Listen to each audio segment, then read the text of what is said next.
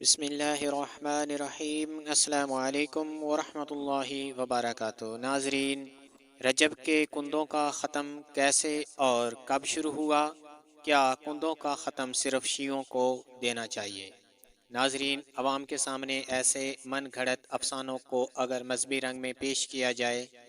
تو اکثر عوام بغیر سوچے سمجھے اس کے سچ ہونے پر آنکھ بند کر کے عمل کر لیتے ہیں اور بڑی عقیدت کے ساتھ اس پر ایمان لے آتے ہیں، حالانکہ حقیقت کا اس سے دور کا بھی واسطہ نہیں ہوتا۔ ذیل کا افسانہ بھی اس طرح کی ایک من گھڑت کہانی ہے جسے امامیہ مسلک کے علمدار ایک رافضی افسانہ نگار نے سید السادات حضرت امام جعفر صادق کی ایک کرامت قرار دے کر داستان عجیب کے عنوان سے لکھا۔ اب سے کوئی 90-95 برس پہلے تک رجب کے کنڈوں کا کوئی ذکر سنی مسلمان جانتا تک نہیں تھا، لیکن جب سے یہ کتاب شائع ہوئی اس کے بعد سے یہ رسم ایک متعدی مرض کی طرح سنی عوام میں بھی پھیل گئی اور اب تک بدستور پھیلتی جا رہی ہے۔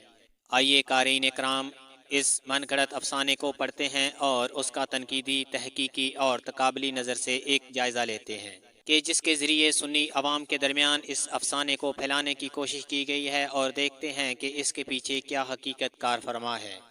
کہانی کچھ اس طرح سے گھڑی گئی ہے کہ ایک لکڑہارا جو عیال کے کثیر ہونے اور اسباب روزی کے نہ ہونے کی وجہ سے اکثر اوقات فقر و فاقہ کا شکار رہا کرتا تھا اور جنگل سے لکڑیاں کاٹ کر انہیں بیچ کر گزر بسر کیا کرتا تھا، اور جس دن لکڑیاں نہ ملتی اس دن فاقہ کرتا۔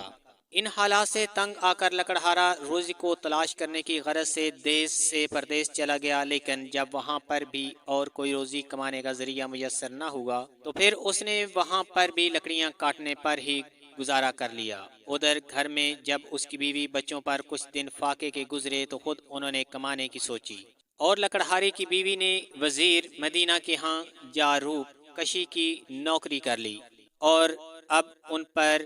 ان کی گزر بسر ہونے لگی۔ ایک دن یہی لکڑہارے کی بیوی خادمہ ڈیوڑی میں جھاڑو دے رہی تھی تو وہاں سے حضرت امام جعفر صادق رحمۃ اللہ علیہ کا اپنے احباب کے ساتھ گزر ہوا۔ پوچھا آج کون سا مہینہ ہے اور چاند کی کون سی تاریخ ہے؟ احباب نے بسا ادب عرض کیا کہ یہ رجب کا مہینہ ہے اور چاند کی 22 تاریخ ہے۔ پھر پوچھا کہ معلوم ہے تم کو رجب کی 22 تاریخ کی کیا فضیلت ہے؟ جب عقیدت مندوں نے اس پر لا علمی کا اظہار کیا تو حضرت امام جعفر نے فرمایا کہ سنو، اس تاریخ کی بڑی فضیلت ہے۔ جو پریشان حال چاہے وہ کسی بھی مصیبت میں مبتلا ہو، اس کو چاہیے کہ رجب کی 22 کو نہا دھو کر عقیدت کے ساتھ میرے نام کے کندے بنائے، پھر پوریاں پکا کر کندوں میں بھر کر ہمارے نام کی فاتحہ دلائے اور میرا ہی وسیلہ پکڑ کر خدا تعالیٰ سے دعا کرے تو اس کی ہر مشکل رافع ہو جائے گی اور ہر کام پورا ہو جائے گا، اور اگر اس کا کام یعنی کندوں بھرنے کے بعد بھی کسی کی حاجت رفع نہ ہو تو قیامت کے دن وہ میرا دامن پکڑ سکتا ہے اور مجھ سے اس کی باز پرست کر سکتا ہے۔ حضرت امام جعفر نے یہ سب کچھ فرمایا اور وزیر کی ڈیوڑی سے گزر گئے۔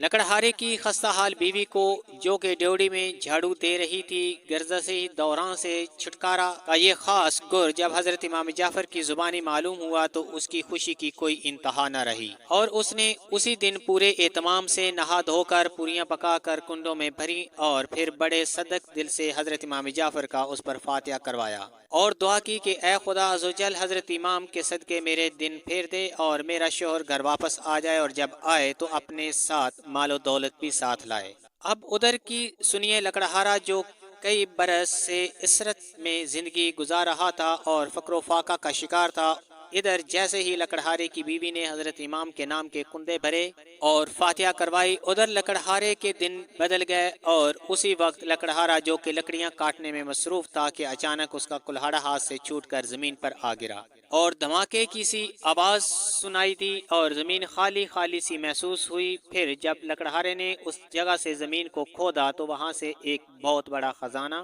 اور ایک عظیم الشان شاہی دفینہ برآمد ہوا، اور پھر اس کے بعد زیادہ عرصہ تک نہ گزرا تھا کہ لکڑہارا مالدار ہو گیا اور اس کے دن پھر گئے۔ لکڑہارے نے اس کے بعد اپنی زندگی میں امیر بننے کا سدھار پیدا کیا اور پھر نوکر چاکر، غلام، باندیاں، گھوڑے، اونٹ اور سارا مال متاع لے کر مدینہ کو روانہ ہوا اور وزیر کے محل کے قریب ہی اپنا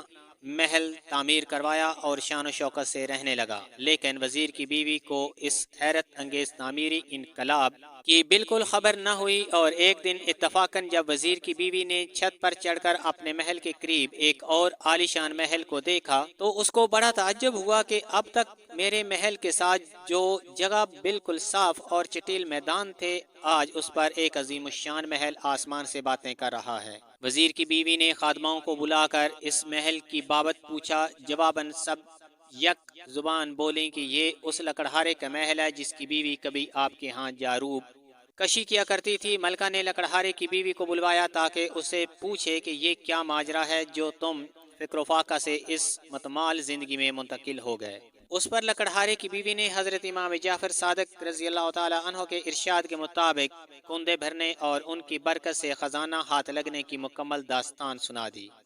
جس پر ملکہ کو یقین نہ آیا اور مسکرا کر کہنے لگی کہ تمہارے شوہر نے رازنی کر کے یہ سب معلومات حاصل کیا ہے۔ لیکن جب لکڑہارے کی بیوی کو اطمینان دلانے پر بھی ملکہ کو کندوں کی فضیلت کو تسلیم نہ کیا تو اس پر ایک غیبی عتاب نازل ہوا کہ اس ملکہ کا شوہر بادشاہ کا بڑا وزیر تھا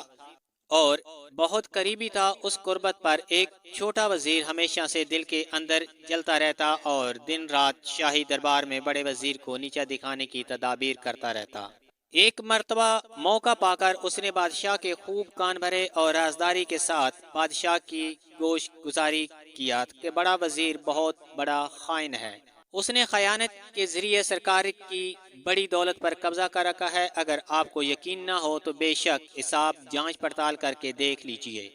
بادشاہ نے حکم دیا کہ بڑے وزیر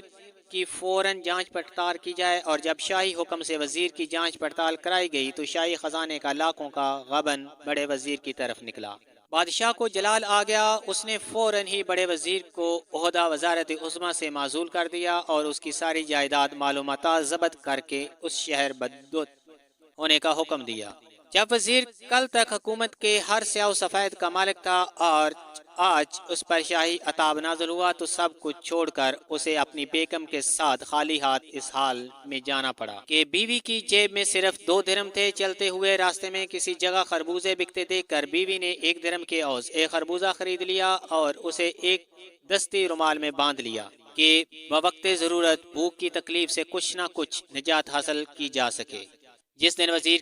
کو شاہی حکم سے شہر بدر کیا گیا تھا، اس دن شہزادہ صبح سویرے سیر کو نکلا تھا۔ جب شام تک شہزادہ واپس نہ لوٹا تو چھوٹے وزیر نے حسب سابق موقع کو غنیمت جانتے ہوئے شاہی ادا بجا لا کر دربار سے حاضری دی اور کہا، جہاں پناہ شہزادہ صاحب جس راستے سے شکار کو گئے تھے اسی راہ سے معزول وزیر اعظم صاحب کو بھی جاتے دیکھا گیا ہے۔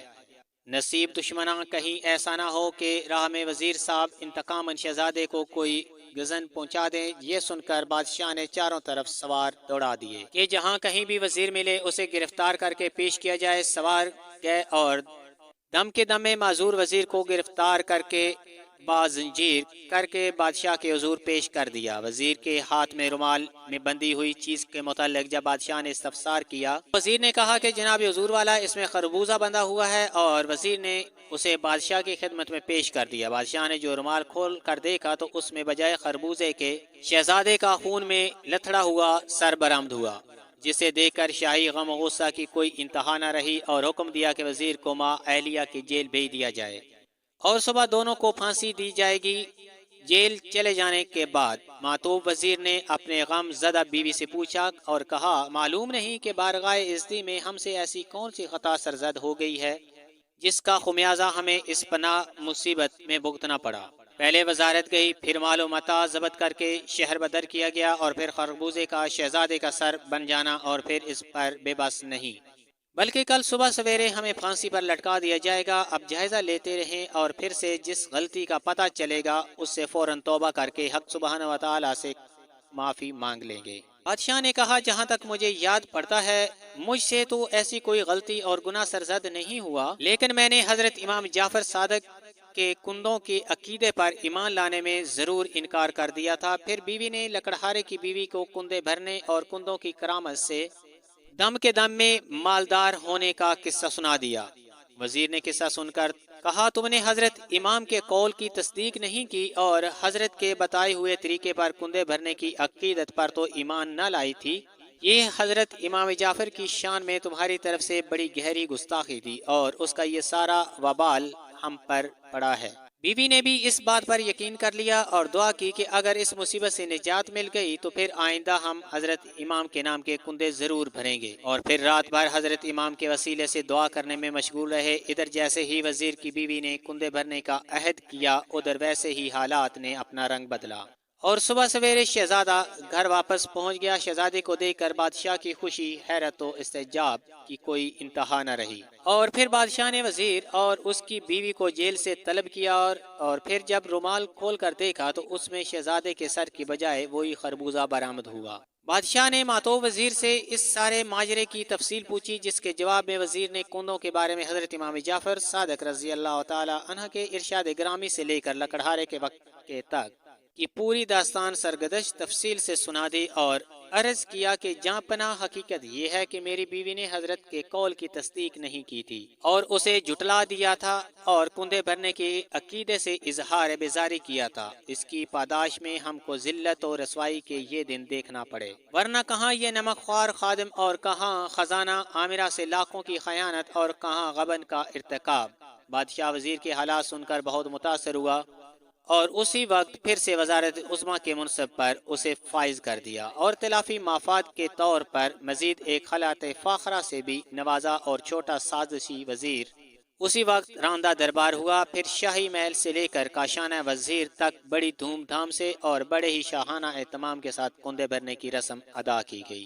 اور پھر وزیر کی بیوی تو زندگی بھر ہمیشہ بڑی عقیدت کے ساتھ ہر سال حضرت امام کے کندے بھرتی رہی۔ لا حول ولا قوت الا باللہ العلی العظیم۔ افسانے کا ایک تحقیقی تنقیدی جائزہ یہ کہانی خود ظاہر کرتی ہے کہ اس کا گھڑنے والا لکھنؤ کا کوئی جاہل تھا جس کو علم بھی نہ تھا، اور ویسے بھی مثل مشہور ہے کہ دروغہ حافظہ نباشت۔ افسانہ نگار نے اپنے قصے کی بنیاد مدینہ میں بادشاہ اور وزیر کے وجود پر رکھی، حالانکہ مدینہ منورہ میں اور نہ صرف مدینہ بلکہ پورے عرب میں نہ امام کے زمانے میں، نہ اس سے پہلے اور نہ اس کے بعد کوئی بادشاہ ہوا ہے، نہ وزیر اعظم، کیونکہ اس وقت عرب میں خلافت قائم تھی جس میں نہ تو بادشاہ اور نہ وزیر اعظم کا کوئی منصب و عہدہ تھا۔ عربوں میں میدان کی پوریاں گھی میں پکا کر کندوں میں بھرنے اور فاتحہ دلانے کا رواج آج تک نہ تھا اور نہ ہوا۔ حضرت جعفر بن محمد کی عمر کے 52 سال تک تو بنو امیہ کی خلافت رہی، جس کا صدر مقام دمشق